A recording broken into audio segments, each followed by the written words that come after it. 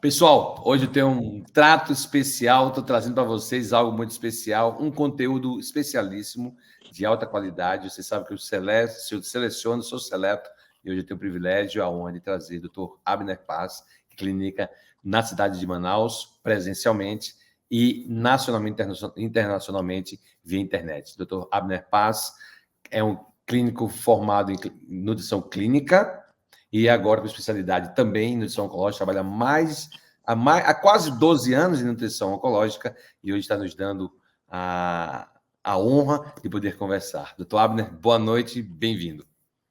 Prazer é meu estar aqui com você e com vocês. Falar de uma coisa que eu faço todo dia é muito bom, porque é leve, né? Então, eu digo que a oncologia me escolheu e eu tenho que tratá-la com muito carinho. E tratar ela com muito carinho é tratar os meus pacientes com muito amor e zelo. Então, é o meu dia a dia isso, né? Eu falo para meus alunos, quem não tem empatia não serve para oncologia. Então, tem uma frase minha, clássica minha que eles já sabem. Quem não tem empatia não serve para oncologia. Doutor Abner, a nutrição... Eu tive câncer há 40 anos atrás, com 11 anos de idade, 12 anos de idade. E, na minha época, eu não me lembro, mesmo sendo criança, eu não me lembro de ter conversado ou ter tido um tempo de conversa com nutricionista. Eu sei que existem enfermeiras, farmacêuticos e o oncologista, no caso, o médico. Mas hoje eu sou profissional farmacêutico e trabalho servindo vocês, profissionais de saúde, você, nutricionista, médicos e fisioterapeuta, que trabalham com oncologia e pacientes crônicos em todo o Brasil. Eu tenho visto que tem crescido muito a atuação desse profissional chamado nutricionista oncológico. Esse espaço foi conquistado, né? Eu sei que você tem um respeito, uma apreciação, uma admiração no teu ambiente, inclusive o ambiente hospitalar. Esse espaço, doutor, que às vezes eu vejo que eu trabalho com outros nutricionistas que dizem assim, Sam, eles não estão me ouvindo, eu não consigo ser ouvido. Você conquistou seu espaço, foi fácil? Você chegou chutando a porta? Você deu uma carteirada? Como é que funciona? Dá uma dica para a gente aí, cara. Então, é uma pergunta boa, até porque muitos dos meus alunos, eles fazem, professor, como é que o senhor conseguiu? Eu falei, gente, do primeiro de tudo você tem que querer. Segundo, você tem que mostrar humildade, né? Eu acho que o primeiro fato é humildade. É muito ruim eu particularmente não gosto de trabalhar com gente que muitas vezes não é quase nada e é arrogante, e às vezes é muita coisa e é arrogante. Então, nenhuma dos dois prismas da vida, a gente precisa ser arrogante. Então, acho que humildade cabe em todo canto, começamos por aí. E a oncologia me escolheu, porque no corredor de um hospital eu fui convidado para trabalhar numa clínica depois de teimar com o médico, que é hoje meu chefe, e dizer para ele que ele estava errado, porque ele não estava por dentro da diretriz. Então, a gente estava conversando há pouco sobre isso, né? Uhum. Diretriz, como diria meu amigo Pedro Dalbello, que eu sempre gosto de citá-lo, amigo, um abraço para você em São Paulo. Diretriz não é para acertar mais, é para errar menos. Então, aí acontece que a gente pega tudo isso para basear a conduta. Por que você chega num patamar de que é respeitado, sua voz é ouvida? Porque você mostrou que o que você sabe, primeiro, tem evidência e, segundo, você mostrou segurança, né? Então, não é no primeiro mês, é com o tempo. Então, hoje eu tenho a felicidade de trabalhar em equipes, tanto hospitalar quanto clínica de oncologia, que eu sou altamente respeitado, minha opinião prevalece, e consigo até dizer que suspendo cirurgias porque o paciente não tem performance e status, né, para operar. Vai fazer tratamento, vai internar para fazer parenteral, primeiro para poder operar. Porque a gente sabe que isso melhora desfecho. O cirurgião hoje tem um olhar muito mais amplo do que antigamente. Então, muito mais que corte e costura hoje em dia, né? Antigamente era só corte e costura, né? E nutrição é muito mais que fazer comida. Então, por exemplo, eu não sei como faz comida, eu sei fazer comida para mim.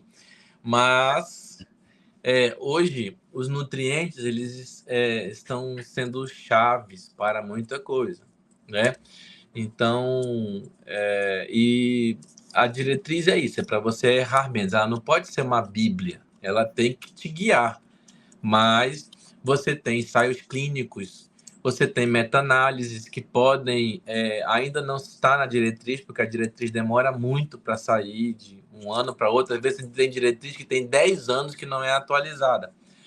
Então, é bem complicado isso, né? E se eu tenho um nível desse porte, eu preciso usar, né? Como, por exemplo, HMB, como, por exemplo, creatina, como, por exemplo, beta-glucana.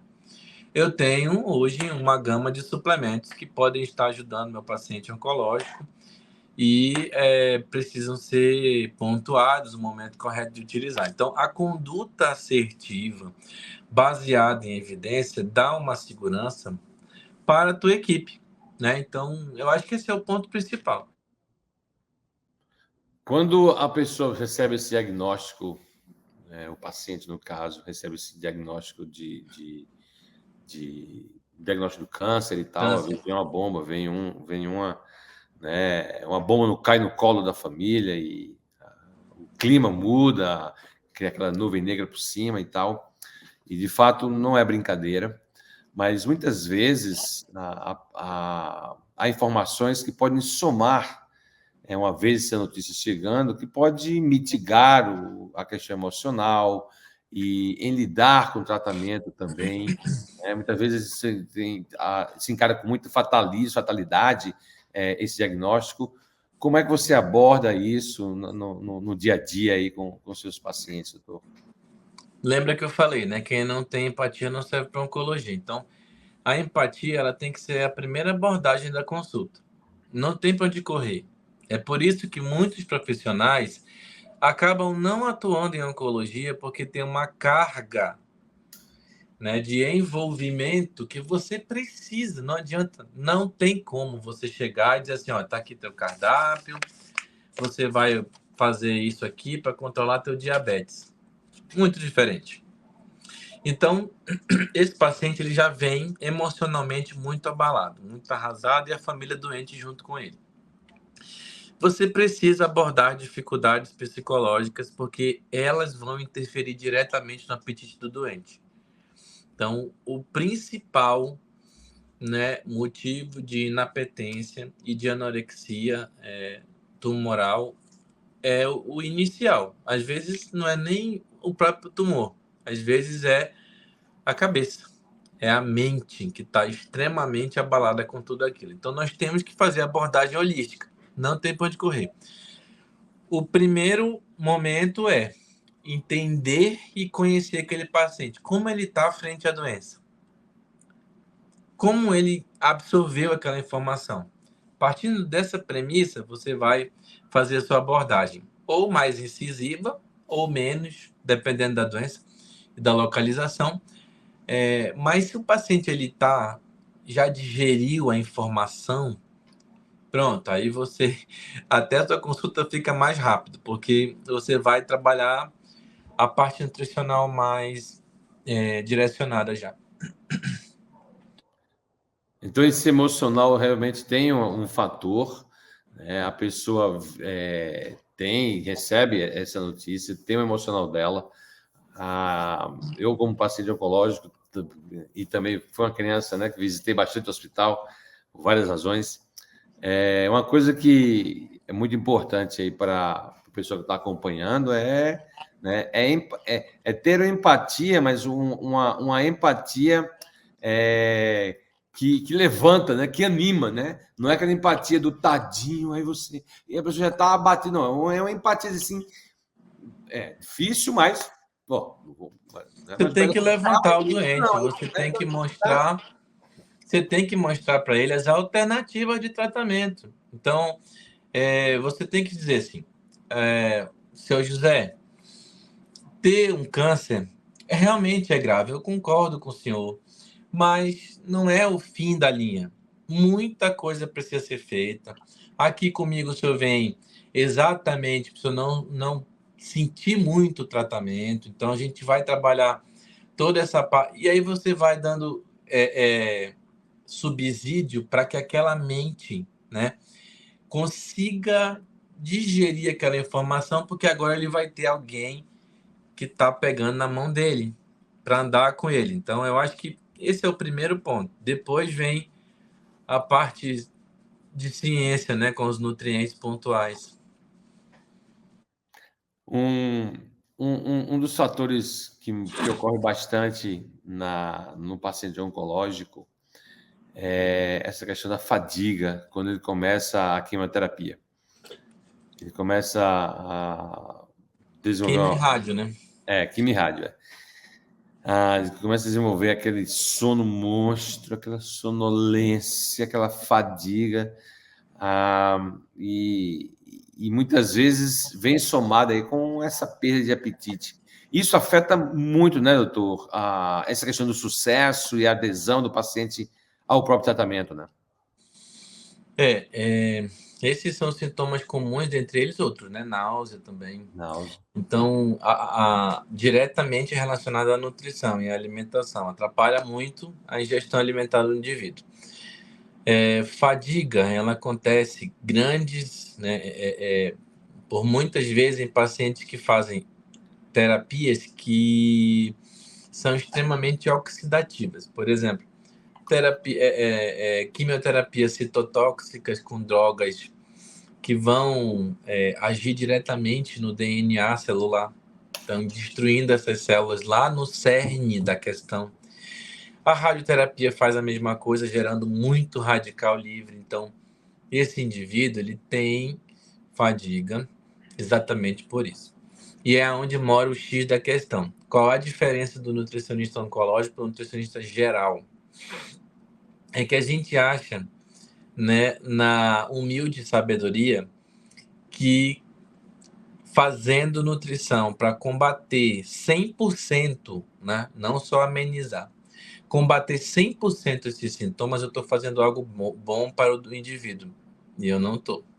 Então, é muito perigoso isso. Por quê? Tá com fadiga, vamos usar Q10, vamos usar um polivitamínico que tem dose alta de vitamina C, vitamina E. Melhora a fadiga? Melhora, porque cortou o efeito do tratamento. Então, é um conhecimento que só o nutricionista oncológico tem, dependendo do protocolo de quimioterapia que vai ser usado, ou de rádio. Então, é uma linha bem tênue entre melhorar o efeito colateral e diminuir a eficácia de tratamento. Então, a gente muitas vezes pode apenas amenizar. Eu não consigo utilizar alternativas que freiem de uma vez o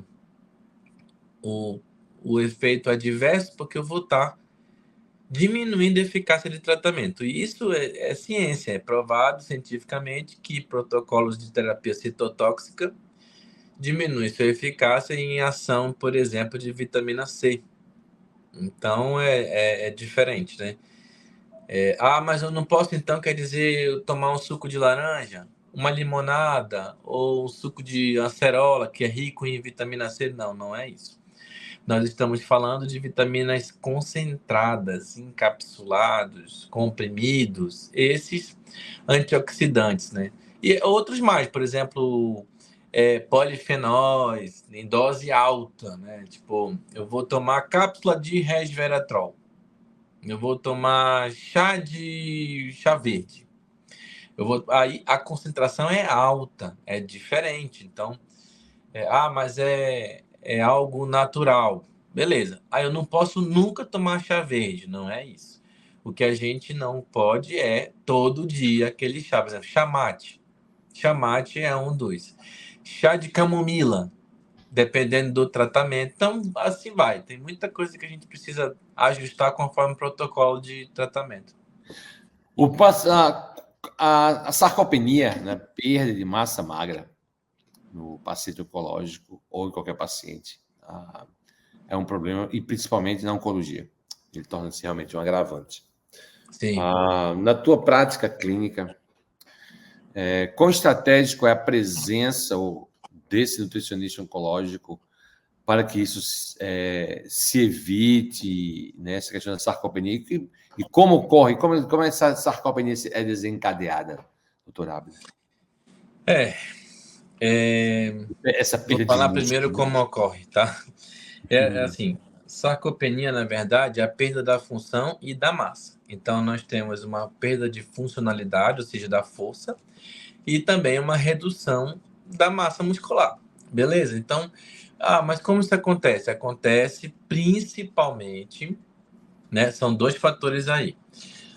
O primeiro é proteólise tumoral, que na grande maioria dos tumores, não todos, mas na grande maioria dos tumores, existem fatores produzidos, fatores químicos imunológicos, por exemplo, o PIF, fator indutor da proteólise. É um fator produzido pelo tumor, é uma substância que aumenta a degradação de proteína como fonte energética tumoral. Tá? Então, em tumores avançados, mais agressivos, tumores metastáticos, eles têm esse perfil. E se eu fiz proteólise, se eu fiz quebra muscular e eu não freiei de algum jeito, que eu posso usar nutriente para minimizar isso, eu vou ter a perda muscular e perda da função, né? É aí onde a gente entra. Então, é super importante você fazer o diagnóstico nutricional com dinamometria, com circunferência da panturrilha, que hoje tem evidência para sarcopenia, e você faz o acompanhamento ao longo das consultas com ele para ver se você precisa mudar a conduta ou não. Então, as condutas têm que ser pontuais desde o primeiro momento.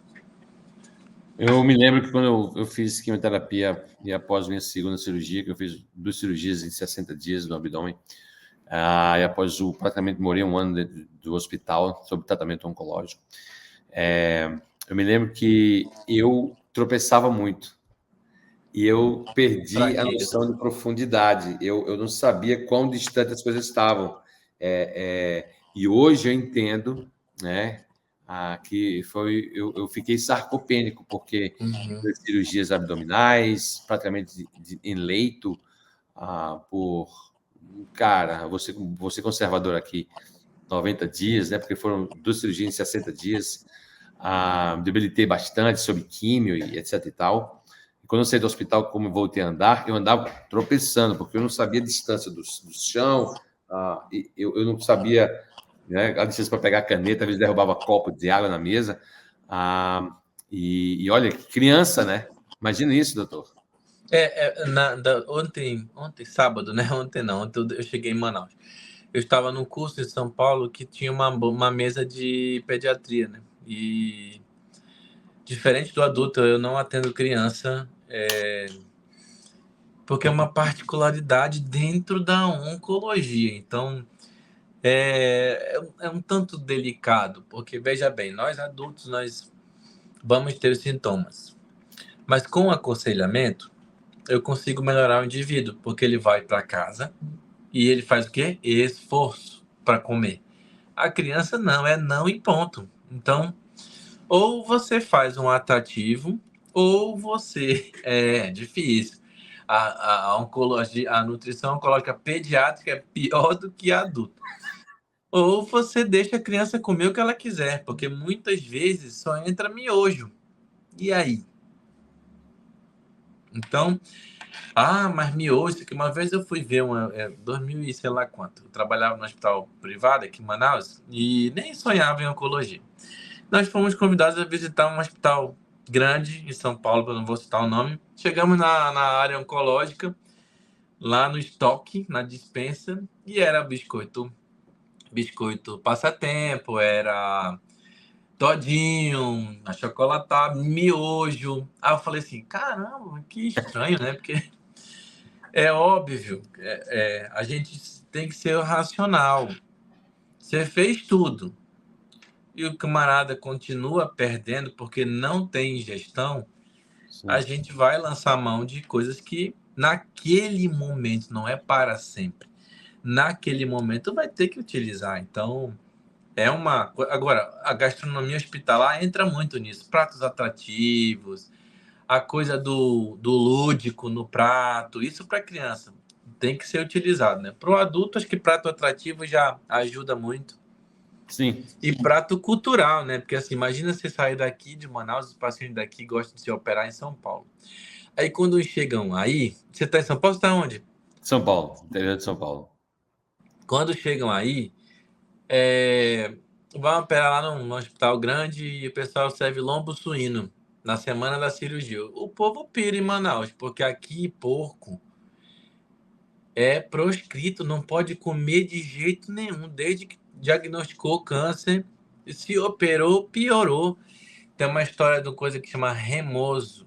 Então aqui é mito e cultura, né? Então aí imagina, você vai ter que mostrar para ele que não tem nada a ver isso, é uma carne inclusive mais magra, né? Sim, sim. Eu citei uma só, tem várias, né? Então, por exemplo, tem um tambaqui. Ah, legal. Aí o amazonense vai gostar, que ele sabe que tambaqui é peixe bom. Porque nessa questão da perda de massa, né, perda de massa, você falou, massa e funcionalidade, né?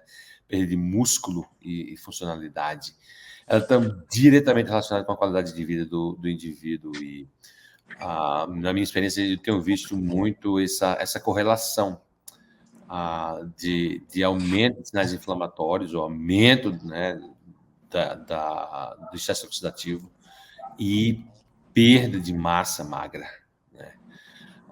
E aí, hoje, o que é preconizado, né, fora da prática oncológica, em termos de quantidade proteica, há essa abordagem também em termos de ingestão proteica para mitigar isso, doutor, nesse estágio aí. A diretriz, ela é boa para isso. Então, ela nos guia algo em torno de 1,5 grama por quilo de peso atual do paciente. Então, desde que ele seja eutrófico, a gente vai fazer atual, senão a gente vai fazer por peso ajustado. Agora, eu tenho outros nutrientes que, na verdade, sim, Sandro, partindo do princípio, o paciente tem que ser diagnosticado no início do tratamento e acompanhado, porque sem follow-up, sem segmento, não tem como melhorar isso e não tem como controlar isso. Então, o primeiro passo é esse. Devem existir protocolos de acompanhamento. E aí, esse paciente vai vir contigo de 7 em 7, de 15 em 15, de 30 em 30, e você vai fazer os exames. Você tem que identificar. São coisas simples. Uma fitinha, você faz circunferência da panturrilha, um levantar de cadeira e sentar, então o teste da marcha é de graça. Você só precisa fazer e anotar, ter o controle.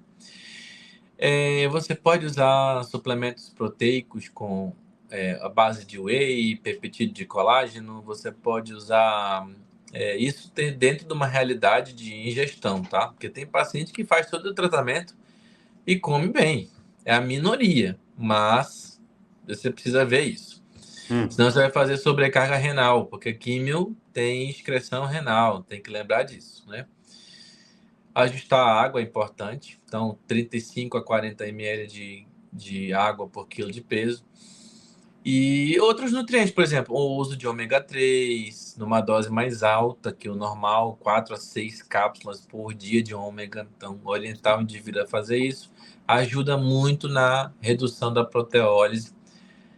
E hoje tem um queridinho aí, que é o HMB, hidroximetilbutirato. Então, pode estar sendo utilizado também 3 gramas por dia para diminuir o risco de perda e atenuar a sarcopenia também. Então, tem bons resultados em paciente oncológico. Além de essa nutrição, doutor, o exercício, a caminhada,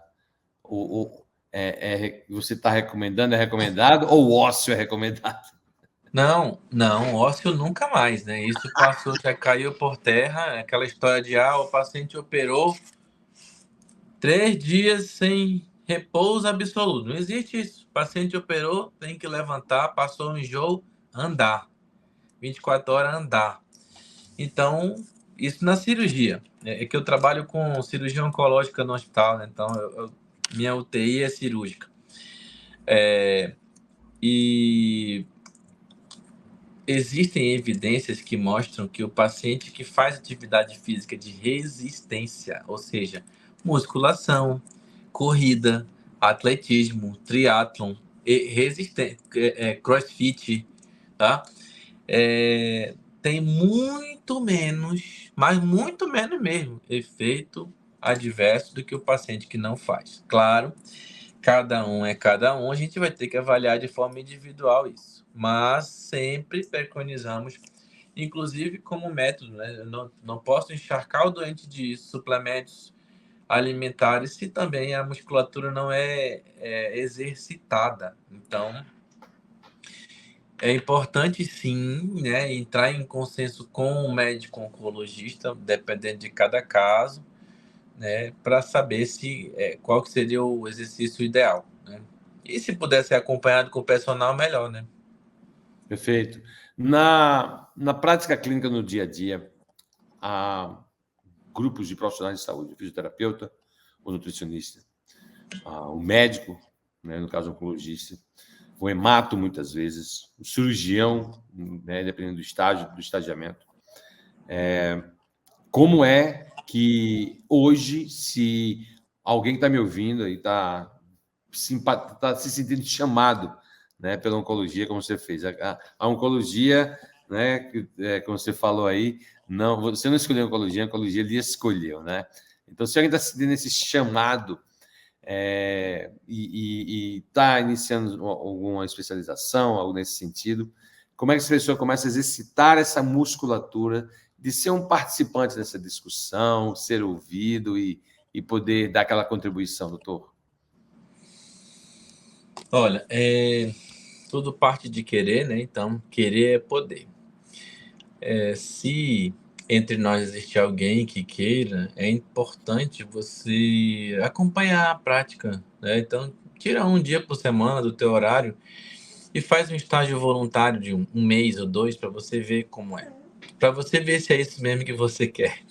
Porque eu tenho alunos que vêm, acham fantástico, mas precisa ter o chamado, né? Então, como você está dizendo, tem que ter a ordem divina, porque acredito eu que em algum momento nesse meu tempo de vida, ou agora ou antes, eu tenha maltratado os pacientes oncológicos. Agora estou vindo aqui para reverter o que eu fiz, porque já pensei várias vezes, meu Deus, eu não preciso estar aqui sofrendo por esse dinheiro, que nem é muito dinheiro, servidor público não ganha muito, mas eu tô lá todo dia, né? E realmente sinto o chamado. Agora, é muito legal, gratificante, então nem tudo são coisas ruins. Então, a oncologia, ela a prova que vocês estão vendo, à minha esquerda tem um sobrevivente. Então, e isso de uma oncologia de 40 anos atrás. Hoje nós temos uma gama de tratamentos que, pelo contrário, né? Então, eu trato câncer de mama. O que tem que mudar na dieta dessa mulher? Muita coisa, muita coisa. Tem que mudar desde o tipo de carboidrato até o tipo de fibra, o tipo de composto bioativo que ela vai precisar usar, porque eu preciso modificar a microbiota dessa mulher, porque essa microbiota vai aumentar o estrogênio junto com o tecido adiposo, mesmo ela estando bloqueada com hormonioterapia. Ou seja, é a tua dieta que está sendo importante para ela, não é a medicação. A medicação é bloquear o ovário e não o tecido adiposo e a microbiota. Então, a importância do nutricionista, assim, hoje, muito mais que antes. Quando eu comecei, a gente só ajudava o paciente a trabalhar os seus efeitos adversos. Hoje, não. Hoje eu faço terapia junto com a quimio e a imuno. Então, se o meu paciente toma os nutrientes pontuais, porque hoje a gente usa nutrientes isolados, uso ômega, uso fibras, por exemplo, goma cássia, para manipular melhor essa microbiota, psyllium, para manipular melhor essa microbiota, beta-glucana, para manipular melhor, modular melhor essa microbiota, fazer ela ser mais responsiva do ponto de vista de tratamento, diminuir os riscos de recidiva, né? Então, quem que modula tudo isso? Não é o radioterapeuta nem o oncologista, é o nutri-oncológico. Mas para o nutri-oncológico chegar nesse ponto, ele precisa estudar. Então, a pergunta que me fazem sempre, como é que você não? Estudando, gente, você precisa ralar um pouquinho, tá? Então, mas querer é poder. Se você quer, por exemplo, eu tenho alunos comigo que estão há anos, desde o primeiro período, já estão quase formando, e eu tenho certeza que a maioria deles vai seguir o caminho. Porque Sou eles já chamado, a sabem. maioria deles são chamados. Pois é, eu acho que é isso. Eles receberam esse chamado, eles estão lá, né? Sofrem junto, Então, choram junto. os alunos que ele acompanham é um discipulado, é um monastério, né? É tipo isso, assim, aí chega num determinado momento que eu empurro ele, eu vou ficar aqui do lado e vocês vão atender. Vocês já ouviram muito. E aí vai embora. Mas eu acho que é isso, interesse próprio, estudar, porque tá aí os congressos, as diretrizes, mas muita gente fica. Tem alguém querendo sair aqui, peraí, rapidão. Vai, minha filha, vai. Muita gente fica para trás, porque veja bem, por exemplo, eu moro no extremo norte. É caro sair daqui, mas é investimento, não tem jeito. Então, como é que você quer se destacar se você não se esforça? Aí depois você vem pro Abner e diz assim, o Abner é estrela. O Abner não é estrela. O Abner apenas se esforça. O Abner apenas está inserido, mas ele não está inserido por nada. Ele está inserido porque ele buscou. Não tem diferença, eu não sou melhor que ninguém. Eu apenas decidi que seria assim e está sendo assim. Então, na minha vida, eu sou sempre 1 mais 1 é 2, né? Então, eu quero, eu posso, eu consigo.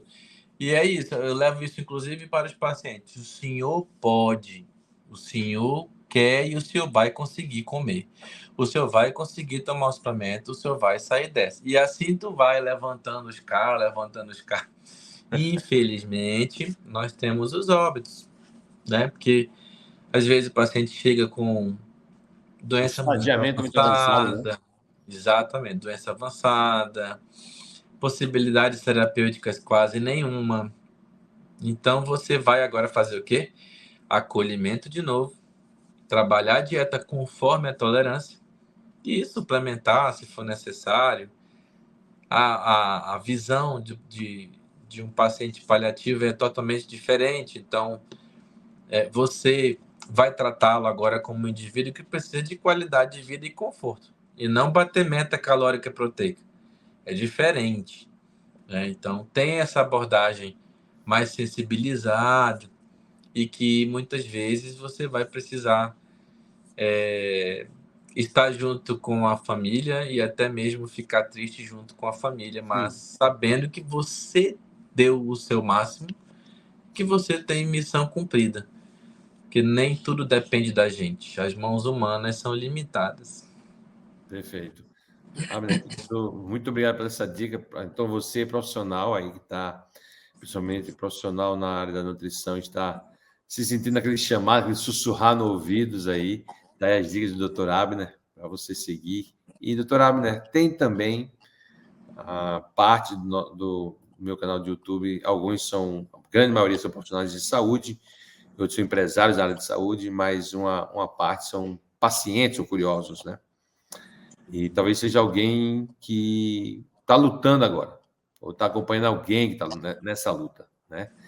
E aí, o que é que você diria para essa pessoa? Para o profissional de saúde que quer estar se sentindo chamado, né? Também no sussurrar, você disse, olha, decida, você consegue, né? Investe em você, né? É uma decisão, é uma decisão. E para o paciente ou acompanhante, doutor, quais são as suas palavras? Vou repetir o que eu disse ainda há pouco. Existem muitos tratamentos hoje, medicina muito moderna, né? A gente tem um percentual de chance de cura bem alto, muito mais do que antes, mas precisa ter fé antes de qualquer coisa. Então, a abordagem no consultório, eu sempre falo, independente do que religião o senhor é, o senhor precisa ter duas coisas. Primeiro, positividade, então pensar positivo. Segundo, fé. Se você acredita em Deus e Maria, sua fé. Se você acredita nos orixás, é sua fé. Existe nos espíritos amigos, é sua fé. Existe trabalhos que mostram que a fé, junto com a terapia, funciona muito mais. Então, porque você inunda o seu corpo com hormônios do bem, hormônios que vão fazer as suas células funcionar, e a nossa fé é a nossa ligação com a divindade. Então, o primeiro momento é ter fé. O segundo é acreditar na equipe. E o terceiro é obedecer a equipe. Então, você que é nosso paciente, está vendo aí? Se é para tomar 2 cápsulas, não é uma, por favor, é 2. Se é para tomar 2 tampas de Biovit, não é uma, é 2. Ah, mas é caro, mas não importa. É dose terapêutica, tem que tomar. Então, primeiro a fé, depois a obediência. Precisa fazer, tá? E não esquecer. É uma outra coisa, a tua pergunta é importante, porque às vezes é utópico, sabia? Achar um nutricionista oncológico. Então, às vezes o Hospital do Câncer não tem nutricionista oncológico, tem nutricionista que não é oncológico, porque nunca ninguém se interessou de fazer a especialidade. Imagine você, tá? A acomodação das pessoas. Então, você, paciente familiar, se o seu paciente não tem um profissional especializado para isso, pergunte do seu médico, busque na sua unidade, ponha no Google Nutri-Oncológico e procure o Abner. Então, ele faz consulta online por um preço bem mais barato do que o consultório presencial. E a gente vai estar lá para te ajudar. Se não quiser, você pode perguntar do Abner também. Ele te indica alguém na tua cidade, porque nós temos grupo de nutrição oncológicos do Brasil. Então, lá tem 100 pessoas, mais ou menos. Tem um em cada pedacinho do Brasil que eu posso te indicar, você pode estar sendo ajudado. Mas não deixe de procurar o profissional especialista. Porque senão você não vai comer carne podendo comer, senão você não vai tomar leite podendo tomar, né? Dependendo de cada caso. Mas você vai fazer restrições que talvez não sejam necessárias. Então é importante o especialista para diminuir, deixar a tua caminhada, a tua jornada mais leve. Gente, esse é o Dr. Abner. Ele confronta, mas também abraça. Isso é muito legal. Então ele falou assim, ó, crer, obedecer e decidir. Né? Interessante isso, né? Gente, Dr. Abner clinica presencialmente em Manaus, como eu falei, mas eu vou colocar na descrição desse vídeo aqui, está a descrição e contatos do Dr. Abner. E, Dr. Abner, se eu quiser lhe acompanhar o seu trabalho como profissional de saúde ou como paciente quiser entrar em contato contigo, como é que eu lhe encontro nas mídias sociais? Principalmente pelo popularmente conhecido Instagram, né? @Abner_Nutrionco. E tem o perfil profissional também o Instagram é profissional, mas tem o LinkedIn, né? Que também é mais profissional ainda. Lá só tem congressos, algumas palestras e coisas bem científicas. Então é muito mais lá profissional. No Insta não. Lá no Insta a gente faz conteúdo para os pacientes, né? Os temas relacionados à abordagem nutricional do câncer.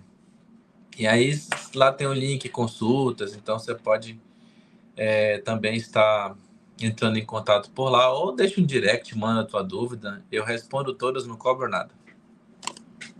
Excelente. Gente, uau! Eu poderia ter passado Poderia ter passado muito mais tempo com ele, mas eu cometi um gafe no início do nosso podcast. O doutor Abner reservou um tempo para conversar com a gente. O tempo dele é corrido para caramba. E, doutor Abner, eu quero agradecer realmente pela sua generosidade de ter reservado tempo e compartilhar seu conhecimento com a gente, acrescentar os profissionais, os pacientes. E espero realmente que em breve o senhor possa também conceder novos espaços para a gente estar acrescentando as pessoas. Doutora, muito obrigado. Eu que agradeço a oportunidade e, como eu disse, né, sempre é muito bom poder falar para as pessoas que existe esperança e que a nutrição é uma delas. Então, ela ajuda você sair dessa. Você precisa ter fé, você precisa obedecer o seu nutricionista oncológico, o seu médico oncologista, porque é para o seu bem. Às vezes a gente, infelizmente, precisa ser um pouco mais incisivo, porque nós estamos lidando com vidas, não é uma coisa banal, né? Então, é bem por aí. Quem me conhece sabe meu perfil. E aí, fico aberto para as próximas oportunidades, só você me chamar. Maravilha, doutor, muito obrigado. Aproveitar Gente, doutor esse tempo Abner. para ir para o treino. Maravilha. Gente, doutor Abner, todo o contato dele vai estar aqui na descrição desse vídeo e a gente vai conversar com você. Muito obrigado pela sua atenção. Nós vamos conversando e ficamos por aqui. Muito obrigado, gente. Obrigado, doutor.